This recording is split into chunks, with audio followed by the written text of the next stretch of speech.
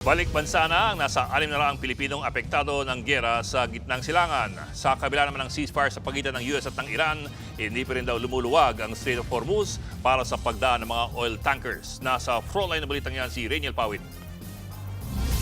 Sa kabila ng inabot na trauma mula sa giyera, nabunutan ng tinik sa dibdib ang mga OFW na ito nang makalapag sa Villamor Air Base sa Pasay. Ngayong araw, 3 repatriation flights mula Middle East ang balik Pinas. Lulan nito ang nasa 600 Pilipino. Kabilang sa mga umuwi si Marieta na mula sa Abu Dhabi. Halos hindi na tumigil ang kanyang luha nang makatapak muli sa Pilipinas. Mag-iisang buwan na raw siyang balisa dahil sa mga naririnig na pagsabog sa Abu Dhabi. Malapit kami doon sa mga ginigera sa mga ano po. Tapos sa mismong city po ng Abu Dhabi, ano po, naririnig namin yung mga bomba. Di namin alam kung saan po babagsak ang yung mga debris. Sabi ni Migrant Workers Secretary Hans Kakdak, nasa 2,000 Pinoy pa sa Middle East ang nagpalista para sa repatriation. If this continues to be a situation for us, a challenge for us, then we will have to resort to supplemental additional funding.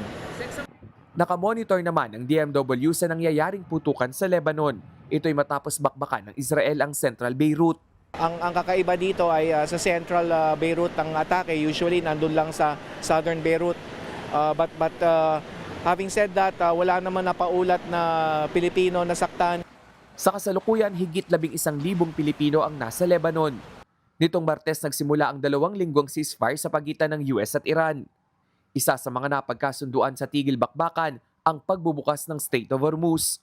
Pero sa isang social media post, sinabi ni US President Donald Trump na hindi pa rin magandang aksyon ng Iran pagdating sa pagbubukas ng naturang strait.